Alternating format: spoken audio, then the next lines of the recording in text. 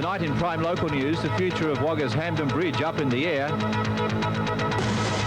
Salvage crews still working on a weekend derailment. And record Christmas workloads can't stop Australia Post. Prime Local News with Moyra Shields. Good evening. Wagga City Council is throwing the future of the historic Hampton Bridge into the hands of the community. And if no viable expressions of interest are forthcoming, the bridge could be dismantled. But not if one of Wagga's businessmen plans can be taken up. He has visions of the bridge being used as a casino. So I actually came back to Wagga, not really loving Sydney, and went around to Prime Television, which was Prime back then, and the ABC and 2WG, and I got a job at 2WG as a sales rep, as a trainee sales rep. And I managed to survive on very low wages. And after about 6 months, they did a change to the newsroom at 2WG where they said they were doing integrated news and they needed a newsreader. So yes, so it was started off reading news, but also I learnt how to write. Peter Marnie was the news editor at the time, and there were three of us in the newsroom, Gavin Rainsford, Peter Marnie and myself, and Marnie was a great teacher. So I ended up working there for 2 years, and then I left and went to Prime Television as working under Doug Hogan. So after I originally went up to Prime begging for a job and they said no, there I was 3 years later getting a job in the newsroom, fortunately, working under the wonderful Doug Hogan. And I spent 2 years at Prime. I had three actually at 2WG, 2 years at Prime, and then got a job as the news editor at the ABC. And I think from once I started at the ABC, it was just the best job ever. I never thought about leaving the ABC. So I started off as the news editor, and there were all of two of us in the newsroom. And that was the case for probably most of the time that I was with the ABC, but by the end there'd been a lot of change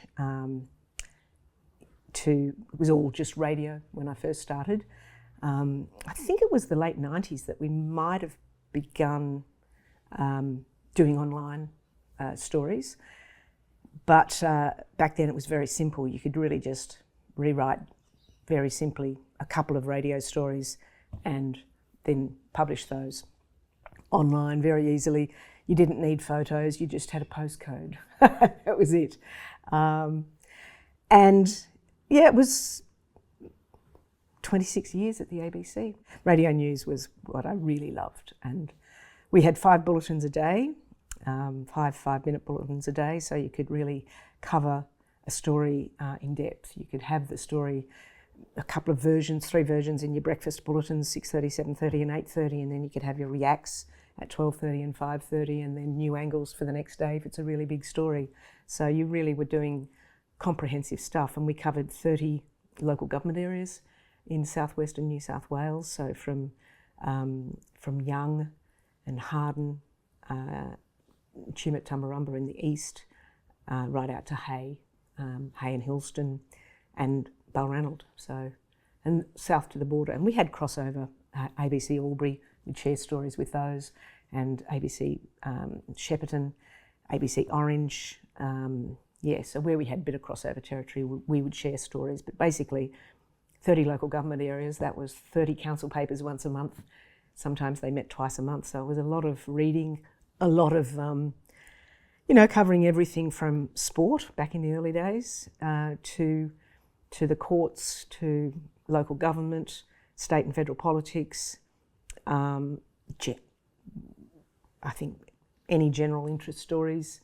I remember one of my stories back in the early days at the ABC was about somebody finding a nail in a Coke bottle, and that story, I remember somebody saying to me they heard me in Germany.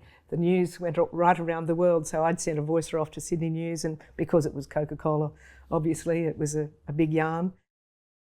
I think the things that I was most interested in, my really strong interest areas were, the politics, local, state and federal, but mental health and health issues, but mental health was a really big one because It was really emerging that there were lots of issues with mental health and very few resources.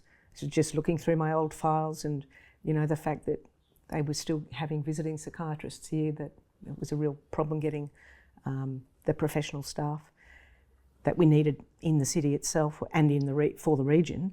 But yeah, mental health and Indigenous issues, they were my main areas of interest, I suppose. And in that time, the technology changed.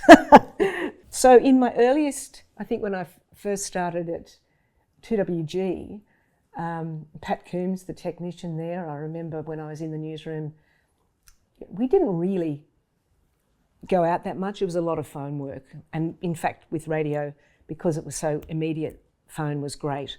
And a reel-to-reel recorder in the studio from which you would cut short grabs for news and put them onto a cart, the old carts, and then, you know, trudge off into the studio to read your bulletin with your pile of carts that you'd have to interchange, pulling them.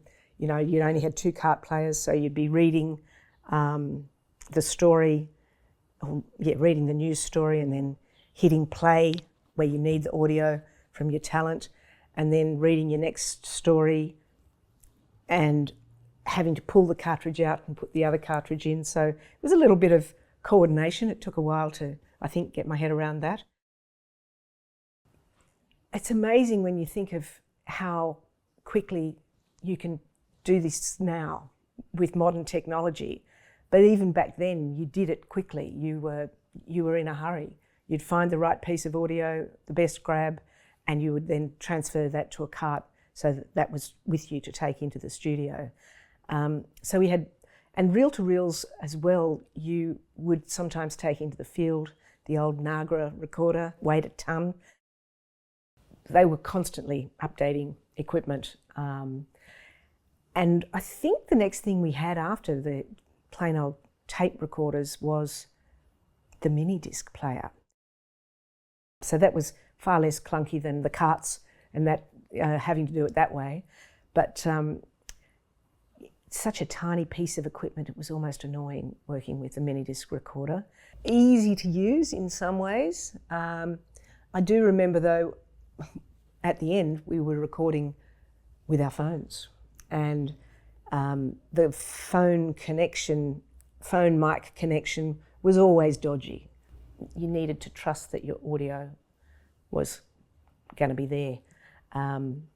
There were times when you think you've recorded something and you haven't checked, and that's just the horror of all horrors as a journalist. It's like, quick, get them on the phone, or what can you do here? Didn't happen very often, but it did happen. But yeah.